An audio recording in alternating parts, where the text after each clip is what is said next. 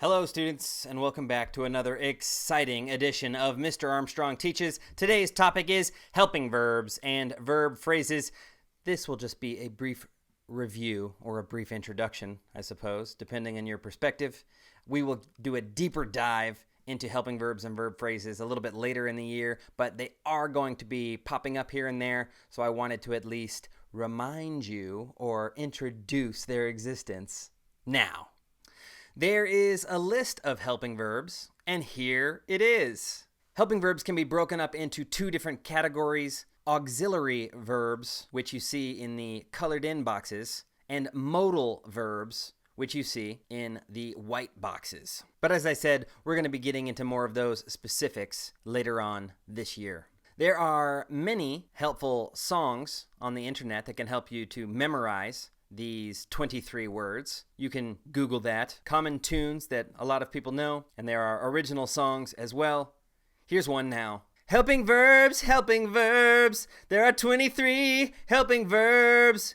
Do, does, did, has, have, had, may, might, must, could, should, would, can, will, shall, am, is, are, was, were, be, being, been. Or how about this one? Do, does, did, has, have, had, may, might, must, could, should, would, can, will, shall, am, is, are, was, were, be, being, been.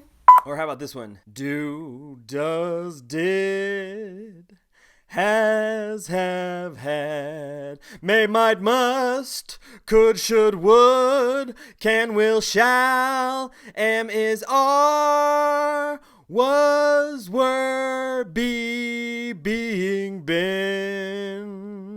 You don't like my songs? Find some of your own. Or maybe you could just make one up. But memorizing them is a very useful tactic. Moving on. Those are the helping verbs. But that's not where this ends. What we want to really look at is verb phrases. That's what we're going to be identifying in our sentences. And a verb phrase, as you can see from this very simple equation, is helping verb or verbs plus a main verb equals the verb phrase. So every sentence has a main verb. If there's only one verb in the sentence, it's the main verb. If there are helping verbs, however, those helping verbs are essentially helping that main verb. The main verb is still what the subject is doing. It's the thing that is directly connected to the subject. And the helping verbs are just helping that main verb out. There can be one or two or three helping verbs, which means that a verb phrase could be as many as 4 verbs total.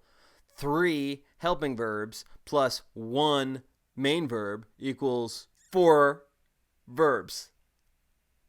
Get it? But we know a phrase by definition means more than one word. And in verb phrases, it's only verbs allowed, different from prepositional phrases. In a verb phrase, you can only have verbs. Let's take a look at some examples. He does run.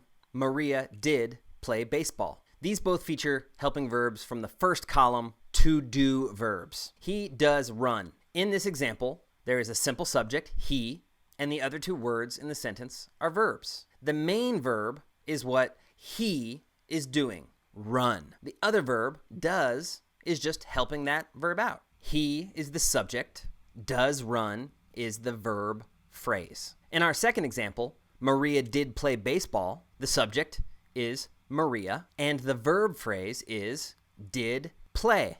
Baseball is not a verb. In this instance, it's a direct object. Play is the main thing that Maria did. It's the main verb. And so did play is our verb phrase. Let's look at some more examples. The chef has left the kitchen, and puppies have taken naps. Can you find the verb phrases in these 2 sentences?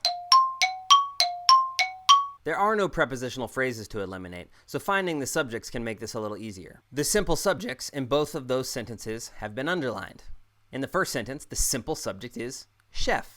And in the second sentence, puppies. In the first sentence, the main verb, the main thing that chef is doing is leaving. But it's in the past tense, left.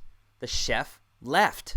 That's the main thing that happened. But one of the verbs from our second column, the to have verbs, is helping it out. Has left is our verb phrase.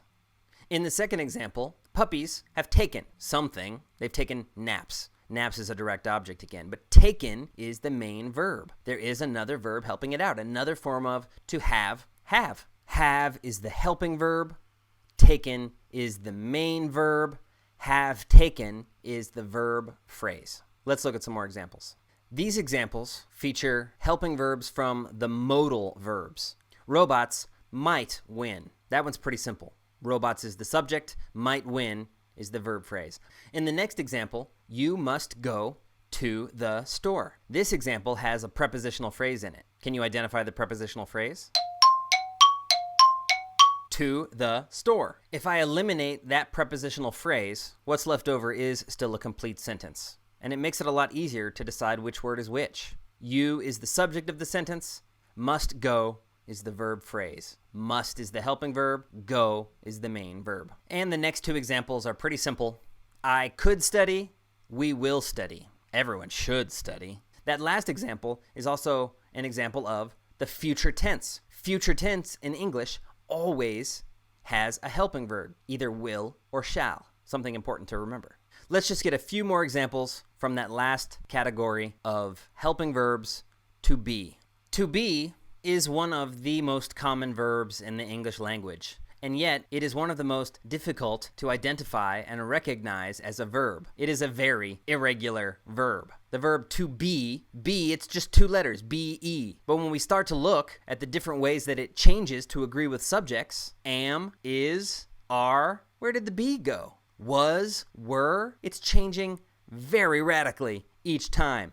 In that final category, we start to see the recognizable be again, be, being, being, but still, it is so irregular. Seriously, to be, get some fiber in your diet. But if we just memorize these and recognize them always as verbs, it's going to be a lot easier to find them, and it's going to be a lot easier to understand a lot of sentences once we start diagramming them and pulling them apart. Let's look at some examples. Here are three very brief examples of using the verb to be as a helping verb. I am drawing. Drawing is the main verb, but am is helping that verb. I, of course, is the subject. In the next example, Kyoko is swimming. Swimming is the main thing, the main verb that Kyoko is doing, but is always a verb, and it's helping. Is swimming is the verb phrase. And in the final example for to be helping verbs, the chickens were eating. Chickens is the subject of the sentence. Were eating is the verb phrase. Okay, we're almost done. I want to show you just a few more examples.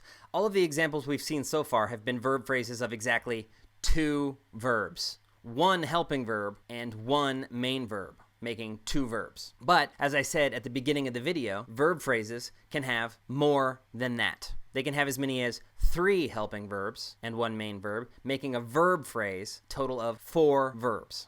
In these 3 examples, there are verb phrases, and each of the verb phrases contains more than 2 verbs, but no more than 4 verbs. Take a minute and see if you can identify the verb phrases in all 3 sentences. You can consult a list of helping verbs if it helps, and it should. Would you like me to sing a song again? Are you ready for the answers? Here they are. First, the subjects of each of those sentences. Senators, frogs, Abdul. And now for the verb phrases. In the first sentence, may be flying. Flying is the main verb, and there's 2 helping verbs, may and be, both from the helping verb list. In the second example, can be croaking is the verb phrase. All verbs. Croaking is the main verb, can be are the helping verbs. And in the final example, we have a 4-verb verb phrase. Winning is the main verb. Should, have, been are all helping verbs. And that concludes our brief review or introduction to helping verbs and verb phrases. I'll be doing another video going a little deeper into these subjects later on in the year, but they are going to be popping up in a lot of examples that we see learning other topics. So I thought I would give us a quick brush up. Thank you so much for watching. If you have any questions, you can bring them up in class or post them in the comments below. Remember to like and subscribe if that's the kind of thing that you do, and I'll teach you again very soon. Toodaloo, farewell.